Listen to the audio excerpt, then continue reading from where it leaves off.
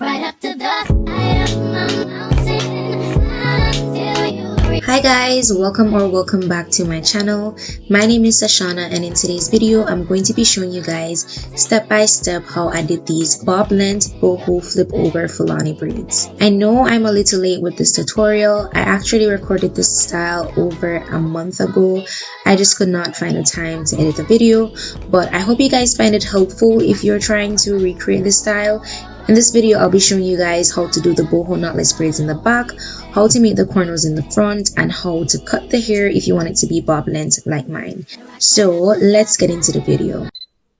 So these are the products that I used for this style. I used a rat tail comb for parting, Sheen jam to help define my parts, some hair clips to help with sectioning my hair mousse, olive oil hairspray, scissors, and the braiding hair. I used a little less than 3 packs of pre-stretched braiding hair in the color 4 and 2 packs of crochet water wave curly hair also in the color 4. However, I would suggest that you use human hair for your curly pieces if you want the style to last longer. So now I'm going to show you guys how much hair I used for the boho knotless braids in the back. I'm using really small pieces because I wanted to curl the end of my braids and I didn't want those curls to be too thick. I'm doing shoulder length braids, so I'm cutting the curly hair in half, combing out the ends and adding edge control to make it easier to pull out those small pieces. First, I'm going to section my hair down the middle, apply Sheen jam, and repart.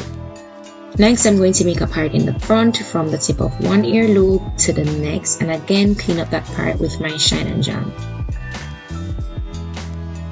Then I'm going to make a part in the back, going from behind one ear to the next. So in total, I have 6 sections, and that's just because braiding my hair in small sections feels less daunting than braiding one big section. I made 3 braids in the first row, 4 braids in the second row, and 5 braids in the third row. And as you can see, my braids all fall in between each other in a brick layered pattern. And to get that, you need to make sure that all your vertical parts fall in the middle of the section below it. And you're just going to continue doing that for the rest of the rows in the back. I already have a detailed knotless braid tutorial on this channel, but just in case you're a beginner, here's how you do one. So you're going to split the section into 3 parts. Hold the left and middle piece in your left hand and then hold the right piece in your right hand. Using your right hand, go underneath the middle piece and grab the left side, and then go underneath the middle piece and grab the right side. Place the braiding hair in between your thumb and index finger and repeat the previous steps. Go underneath the middle piece and grab the braid on the other side. I'm only fitting in 3 pieces of braiding hair because I want my braids to be small, again because I'm going to curl the ends and I don't want those curls to be too thick. But you can add as many pieces as you want to make your braid as thick as you want it to be. Then I'm going to place the blunt end of my curly piece between my thumb and index finger. Hold the curly end between my lips so it doesn't slip, and then continue braiding normally. I'm adding 3 curly pieces to each braid, but again, you can add as little or as many as you want. The more curly pieces you add, the fluffier your hair will look.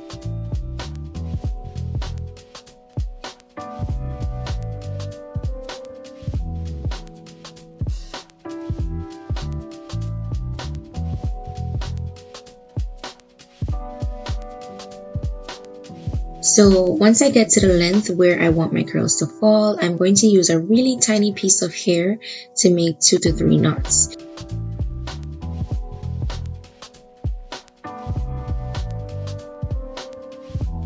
You can add nail glue to seal your ends, but I don't like using nail glue because sometimes it leaves a white residue. So I'm going to add a little heat to the knot, and as you can see, once is actually enough to seal the ends and it doesn't burn my fingers. Sometimes a small piece of the blunt end of those curly pieces will stick out of the braid, so I'm just going in and cutting off those pieces.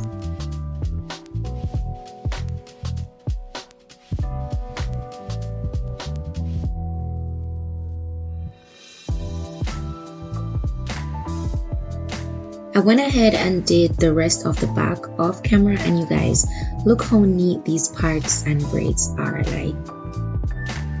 and you can see that in the front my braids are all on the same level. But it was late and I had an 8 a.m. class the next day, so I went to bed. It's the next day and I'm just stretching my hair in the front just to make it a bit easier to work with. So first I'm going to comb out my edges and make a triangle part on each side of that middle line. Apply shine and jam and repart.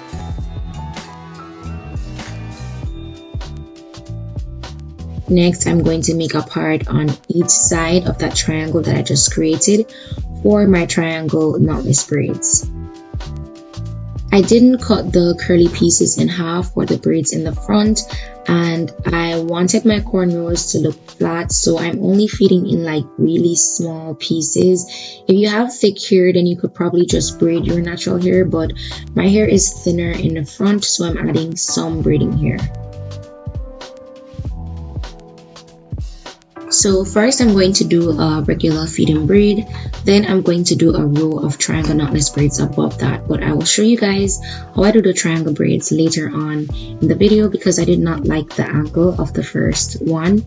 If you don't know how to do feeding cornrow braids, I have a detailed video on my channel and the link to that should be popping up somewhere on the screen right now, so you can go ahead and check that out.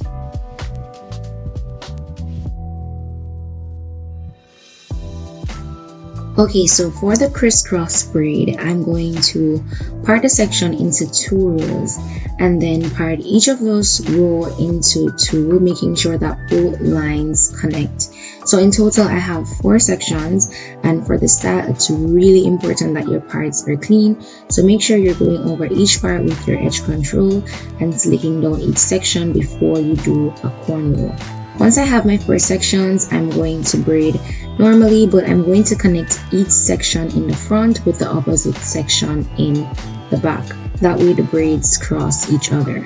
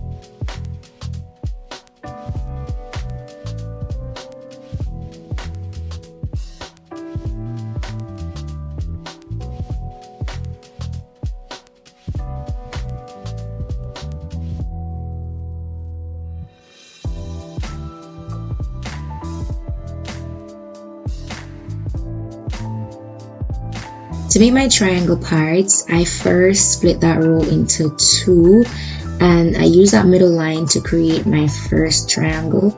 Then I just kind of base all the other triangles off of that first triangle. Honestly, I'm not sure if I'm explaining that properly, but just pay attention to what I'm doing in the video and you will get it.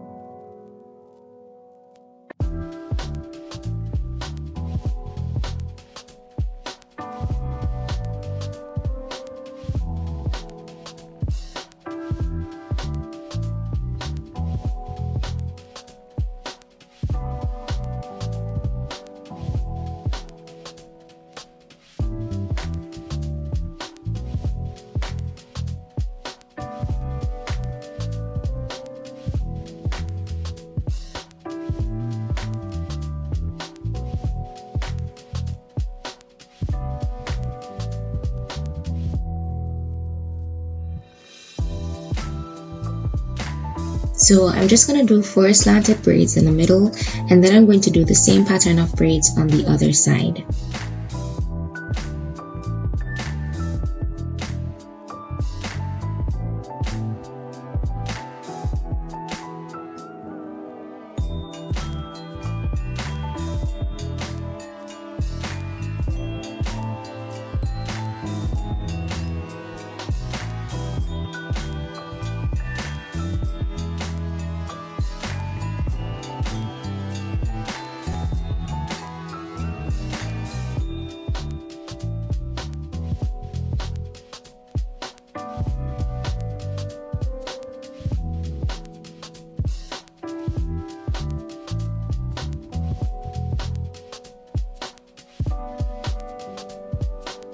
I'm using some flexi rods to curl the ends, but before I do that, I'm just going to separate the curly pieces and clip those up to get them out of the way.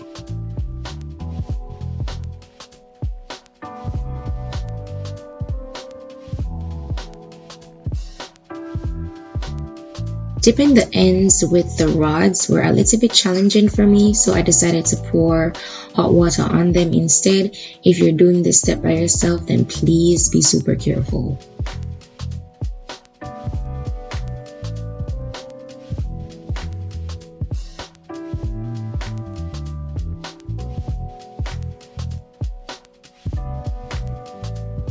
Now I'm just adding some diluted leave-in conditioner to my curly pieces, as well as some hair oil, just to refresh them and make them, less dry and stiff.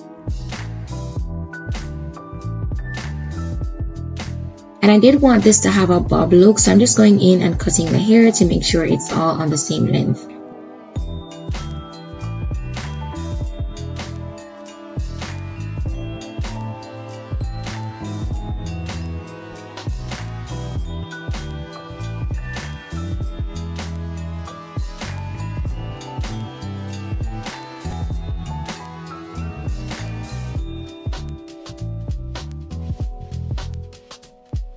Now I'm going in with some mousse to sit down any flyaways that I may have in the front, and some olive oil hairspray to add some extra shine to my braids.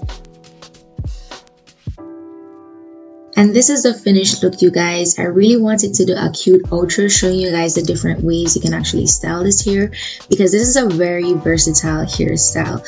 Unfortunately, I got super busy with school and I just could not find the time, but I love this style, love how it came out, love how versatile it was. I wore it in a ponytail, in a bun, I let it down. I'm so happy that I decided to cut it into a bob because it was just so cute. But I hope you guys learned something from this video. If you like the video, then make sure to give me a thumbs up, leave me a comment, and subscribe to the channel if you'd like to see more videos like this one. Thank you guys so much for watching, and I will see you in my next one.